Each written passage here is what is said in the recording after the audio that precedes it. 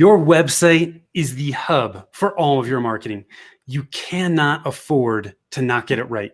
That's why today we're going to dig into and talk about how to create a website that generates leads with our special guest.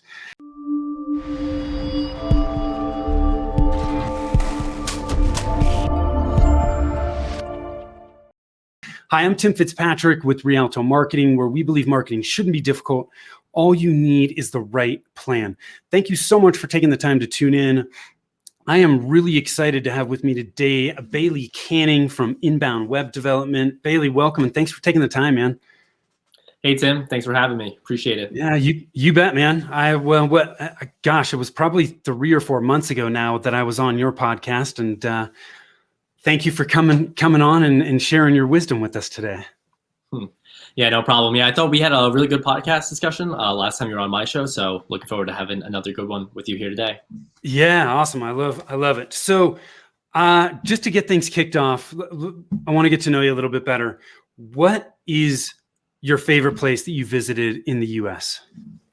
Well, I'm from New Jersey, so it's pretty we call it the Mid-Atlantic region, I guess. So it's pretty centrally located along the East Coast. So I've had the opportunity to kind of go through up and down the East Coast, but I've also gone out west to California and Colorado. Yep. And I got to say, I think Colorado would be my top choice where you're from. Okay. I don't know what it is. I think just probably the Rocky Mountains is, takes your breath away when you see it. That fresh air, right? yeah.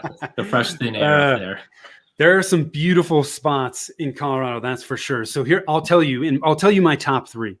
Okay. And this is in no particular order, but my favorite spot in Colorado is Grand Lake, Colorado. Awesome spot. Interestingly enough, I love skiing, but there's no skiing immediately close. I mean, there's a little bit, but not what most people would consider great skiing, but awesome spot.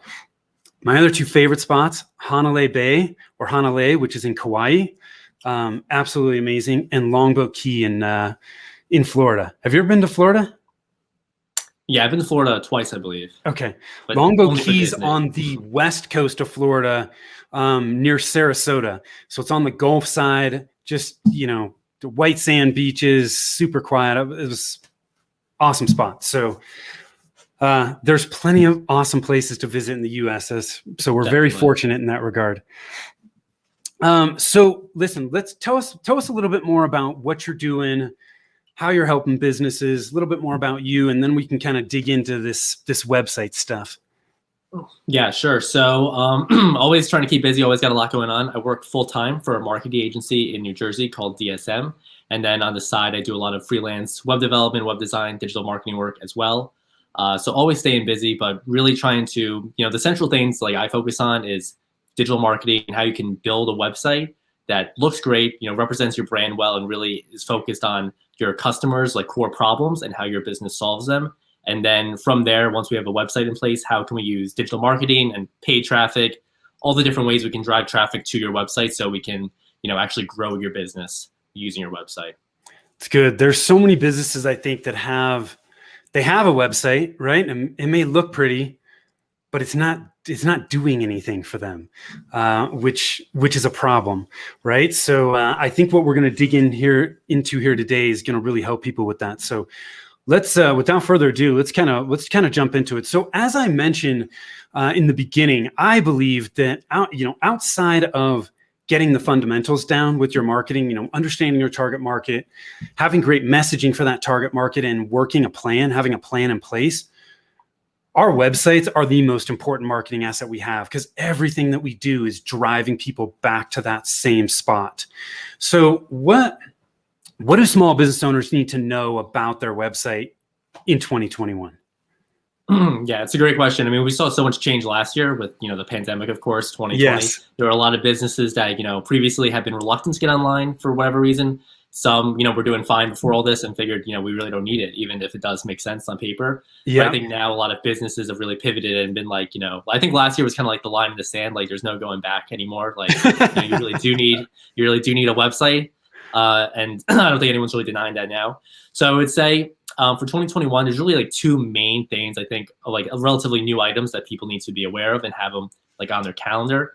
The number one thing is, in May, I believe Google is going to be updating their algorithm with what they call a Core Web Vitals update.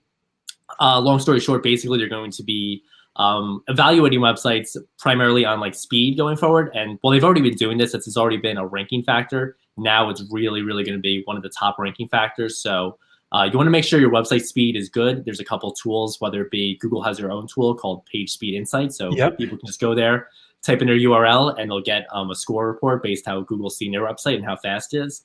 But yeah, website speed is going to be very, very important. If you've built your website a few years ago, especially on like, WordPress with maybe like an older theme or something, your website might definitely be a little slow. So you might want to see what you can do, whether it's, full redesign or whether just some page speed like optimizations. And we'll say that it looks like the speed of your website is going to be a huge ranking factor going forward in May. I mean, historically, Google never tells anyone about these algorithm updates. They just kind of happen. Yes. People are left to react. But we've known about this one coming out for almost a full year, I believe, by the time it hits. So that should tell you kind of the importance of it. So I'd say website speed and getting that in order is huge, not just for SEO, but also for just user experience. And number two would be privacy and compliance, I would say. This is not like, the sexiest term, of course, to talk about when it comes to websites, but more and more, we're seeing, consumers, number one, have a very, privacy now, whereas 10 years ago, people were just signing up for apps left and right and didn't really know. Now privacy is at the forefront, and all the tech companies are kind of like pushing it. So I would say specifically what website owners need to know for that is GDPR and CCPA, basically. And these are GDPRs kind of like, the cookies. This is why when you go on a website, you'll see all these cookie notices, for example. Basically, that is why you see that, because of GDPR. It's a European Union regulation. And then CCPA is kind of like California's version of that. But the fact that, don't think that just if your website's only in Europe or only in California, like, your website needs to have these types of privacy notices up, just letting people know that you use cookies to track them. So if you use any sort of analytics software like Google Analytics, for example, you're tracking people. So you need to let people know of that, just so you kind of cover yourself and you don't, open yourself up to any liabilities. But there are quick ways to get that up. There's a bunch of, you just Google like, website policy generators, for example, you'll find some ways to get that up on your website. So I would just say, knowing about these algorithm updates coming forward with Google, and then also getting compliant and focusing on user privacy are two big things to focus on for the upcoming year. But I would also say just in general, kind of like be adaptable. We saw so much change last year. I would always be open to new ideas, new ways to leverage your websites. Kind of what's coming up to me is just, the fact that chatbots, for example, were like really big like a year or two ago, but then they kind of like dove off a little bit. But I think now we're kind of seeing a bit of a resurgence just because so many people are online these days, and it's not enough just to have a contact form on your website. Potentially now people kind of expect, or at least would like to have the ability to kind of like live chat with someone or have a little bit more direct feedback with the business. So I would say just kind of keeping an open mind, and, the digital world is changing a lot these days. So just however you can, best update your website and, react to consumer needs is, a good key to have going forward. Do you, so I want to pull a couple things out here. From you mentioned policy and terms and conditions generators. Have you worked with any of the ones that are out there right now that you've had good experience with? Yeah. So I mean, I guess I have to say I'm not a lawyer, so I kind of only give like Let's preface this conversation. Neither one of us are lawyers, but I know that there are a number of terms, policy generators out there, privacy policy generators, cookie tools. I'm just curious whether you guys have worked with any that you like. I'll certainly share what we have, but I'm curious what you've had experience with. Yeah. So, I mean, basically there's two ways to go about it. One, you can kind of get like a general one. And if you're on WordPress, for example, I used to use the plugin like WP Auto Terms, kind of just generates, a standard terms and conditions policy, a standard privacy policy, and like a cookie notice, for example. So those are good. Those are better than nothing. But at the end of the day, like, the type of policy you need is kind of crafted towards whatever you're doing on like digital marketing type stuff. So for example, if you've got a Facebook pixel on your website and you're running Facebook ads, you're running Google ads, like your policy needs to be different based on that, as opposed to if you didn't do that type of stuff. A tool I like is called websitepolicies.com, I believe. And that one's very good because it has these more of like specifics, for example, of where you can kind of like, it has this nice, easy to follow like setup wizard where it asks you questions about your digital marketing strategy and what you guys are doing like tactically. And then it kind of auto generates a really nice policy for you from that's tailored to what your business is doing. So I believe that costs some money, but overall, I think it's a good investment for most businesses. There's a couple other ones that I've come in contact with. One is Termageddon, and with Termageddon, they offer privacy policy and terms and conditions. They don't have a cookie widget at this point, and you pay monthly. But the way it works is when you sign up, you go in and there's all kinds of questions that they ask about your business. And then from there, they'll create your terms and conditions and your privacy policy. And then those are embedded on your site. And because you're paying monthly, if there are changes in the laws, they automatically update your terms and conditions and your privacy policy, which is pretty cool. Again, I'm not an attorney, but I'm sure that they got their stuff dialed in, because the thing too is, when I initially did this for my business, I paid an attorney to do it. Well, people do that and then they don't update them. They never update them. Yeah. They pay the attorney and then they think they're good, and things are changing all the time.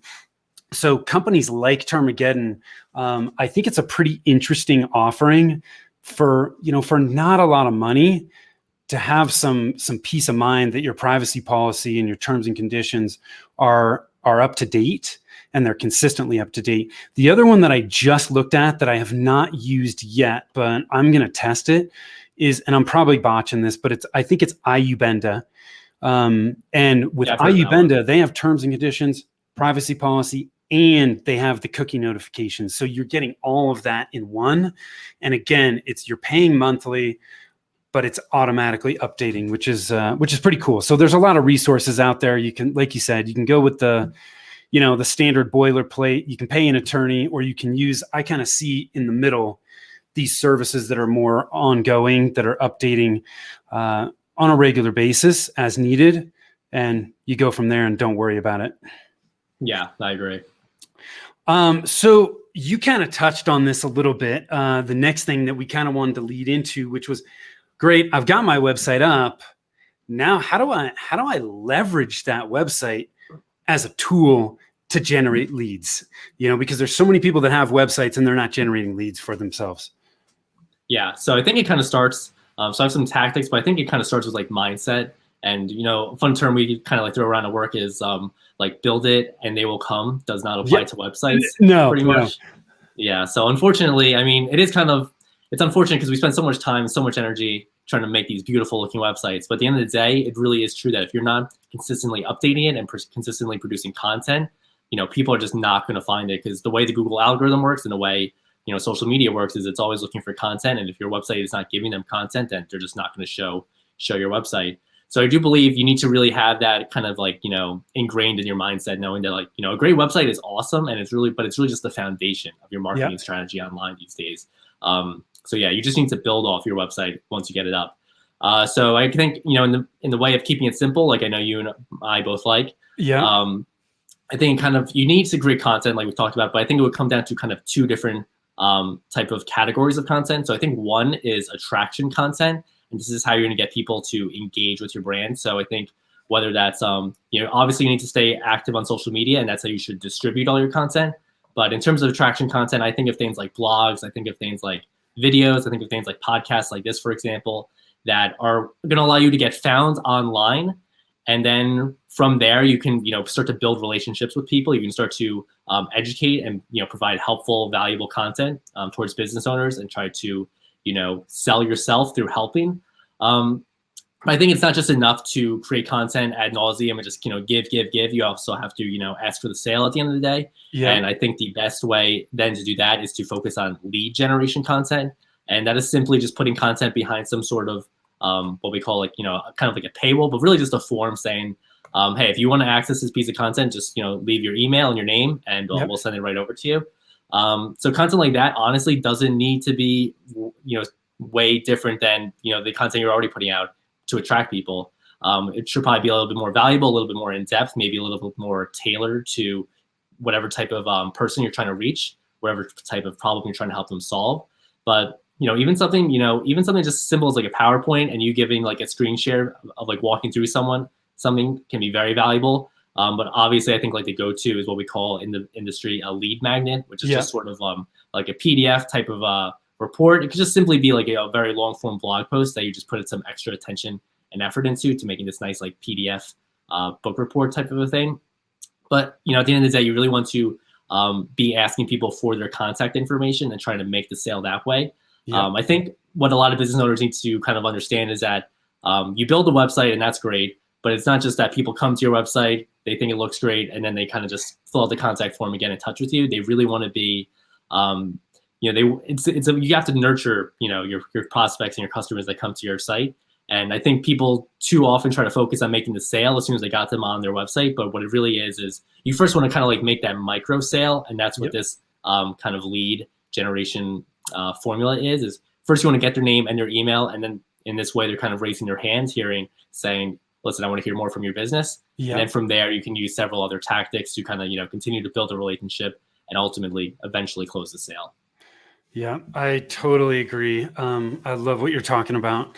Couple things I would add to this too. I think in order to really leverage your website, you first have to have great messaging. And you touched on this earlier about, look, your website has to focus on, the problem that you solve for your target market and your ideal clients. What benefits and what results look like, and really communicate the value that you offer. And I think that's where a lot of businesses trip up in the beginning, is their messaging it's too focused on them and not their customers. And so if your messaging and what you say on your website is not focused enough on your customers and how you can help them, you're never really going to be able to leverage the power of your website. Would you agree with that? Yeah, 100%. I mean, I think we touched on it when we talked on our last podcast, but copywriting I think is one of the most underrated things about marketing. Yeah. Design is great; it's very important, but you really need to have copy on your website that speaks to your customers' pain points and their problems, and then kind of present yourself as like the guide in their story to help them get to where they want to ultimately go. Yeah. I agree. If you're looking over your website and you see sentences that start with we or us, that is just a red flag, I would say. Yeah. You really want to make sure it's focused on them. Because at the end of the day, we're also focused on our own companies, which we should be, of course. But at the end of the day, in the consumer's viewpoint, all these companies are kind of like, a dime a dozen. And the way you can really break through the noise is by focusing on them. So yeah, I do believe that copy is key. And ultimately, at the end of the day, you kind of want to be selling like transformation. So you want to be able to identify where your customer who is looking for your service or looking for your product, where they probably currently are, what they feel like. And then once they have your product or service, what is their life going to be like? And if you can kind of like sell that transformation, you're going to be in a much better spot than most businesses. Yeah. Super, super important.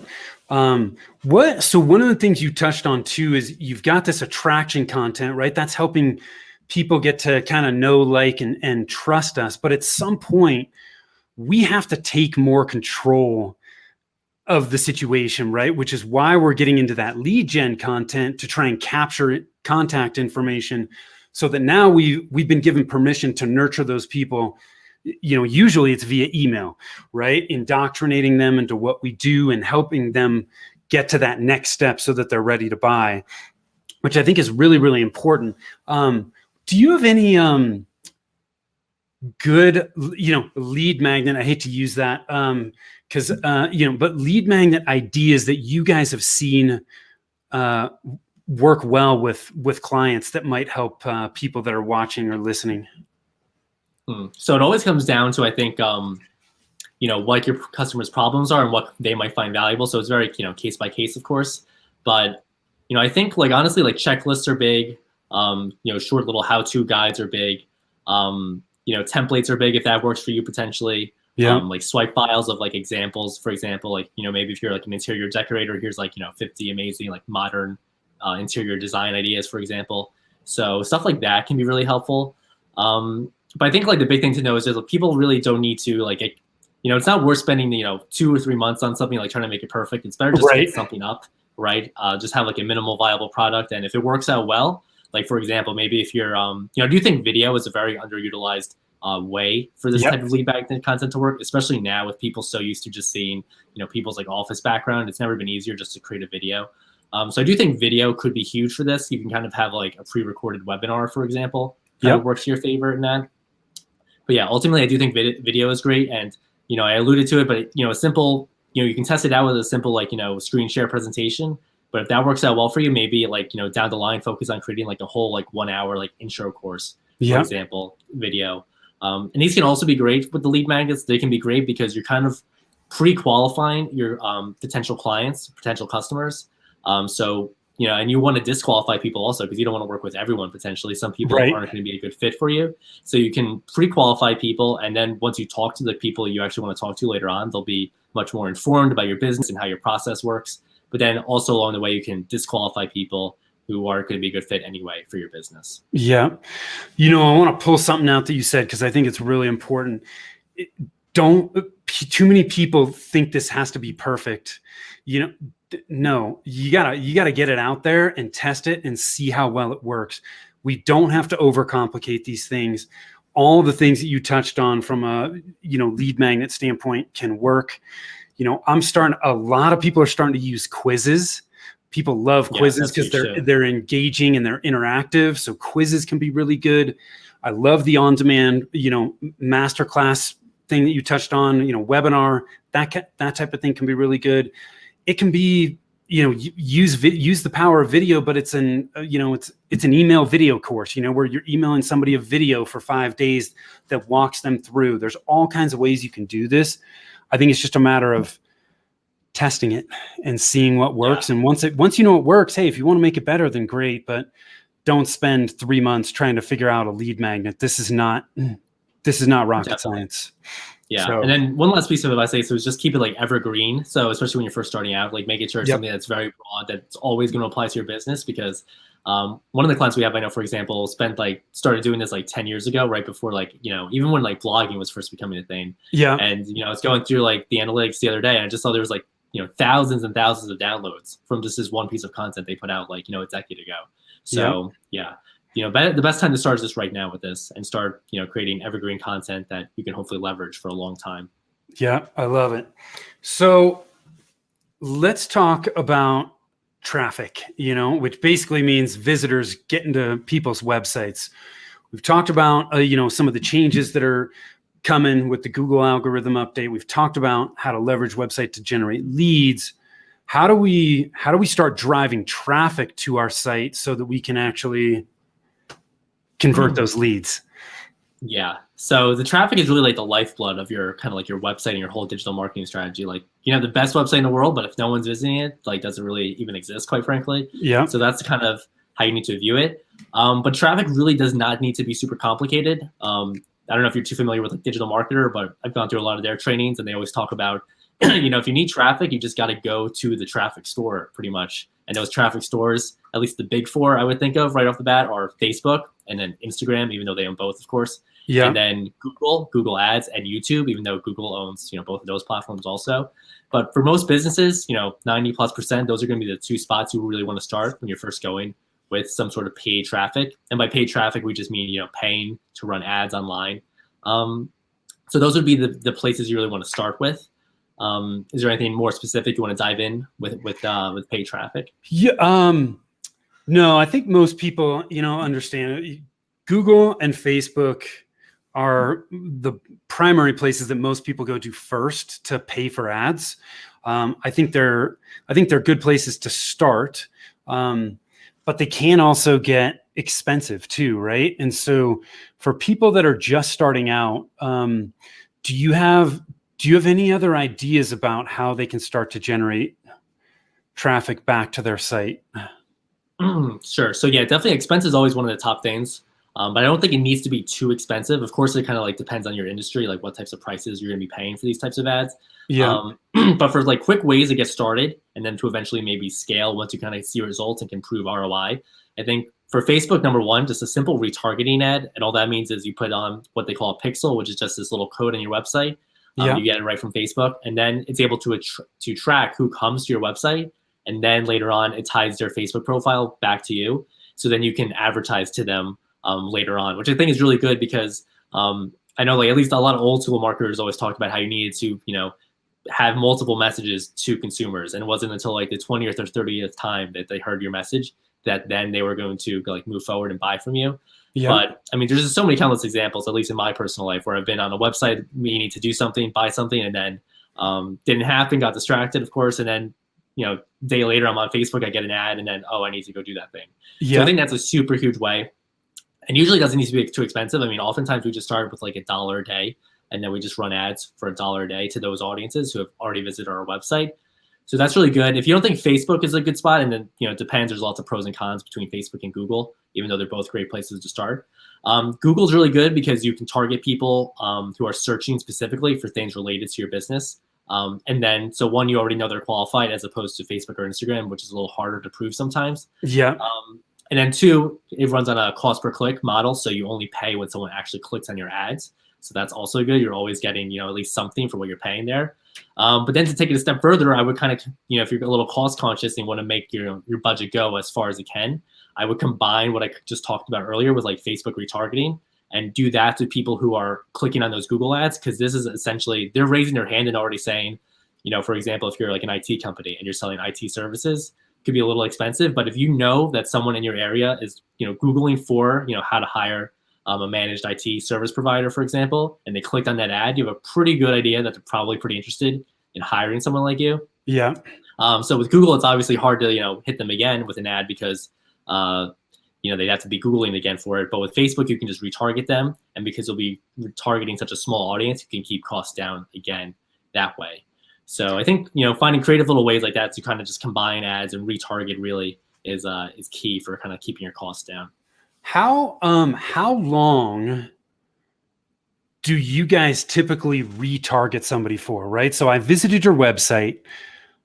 How long? Because obviously retargeting somebody for the next year is probably not the best use of your money, right? So do you guys use a specific period of time to retarget people that have visited your site? So yeah, it depends. I would say for most people, you can start with like a month, like past 30-day visitors will work fine. And that'll be, fine. I would just, kind of revise based on data. Maybe you want to go as the past 15 days also. You can also just set up 2 different audiences and then kind of like serve different content based on that. Yeah. But if you're e-com, maybe, for example, which is a very, huge space to be in right now, I would probably say maybe like 3 months might be a better spot to start out with. But it really just depends. But I think a month is a good place to start. And then you can kind of just go from there based on what you're seeing. Yeah, 30 days is what I've typically seen and heard recommended. I think the important thing is for anybody that's thinking about getting into retargeting, just to know that you shouldn't be retargeting these people forever, because the whole reason they went to your site is not going to last forever either. So you want to hit while the iron's hot, stay in front of them while that iron's hot. But then if they're not taking action, then you should drop off, which I think is really important. The other thing that I heard somebody say, and I think it was Russell Brunson from ClickFunnels that originally said this. I don't know where he heard it from or if he just came up with it himself, but it always really stuck with me about traffic. We don't need to create traffic. The traffic is already there. We just need to know where to go to get it. Right. And so, you touched on it earlier. Well, it's on Facebook, it's on Google, it's on YouTube, it's all over the place. For the one thing I would say for people that don't have money to invest in paid ads, which I think initially is especially when they're just getting going is a lot, is you just need to figure out where your ideal clients are, what online and offline. And once you identify where they are, where they're congregating, where they're interacting, where they're getting information, then you know where you need to be, and so sometimes that may be a Facebook group or a LinkedIn group, or they're part of an association or an organization. Who do they follow online? And you can then get in front of them in those places. And that's how you're going to start to generate traffic back to your website. Yeah, totally agree. 100%. Yeah. So this has been awesome, man. I love it. Do you have any last minute words of wisdom that you want to leave us with?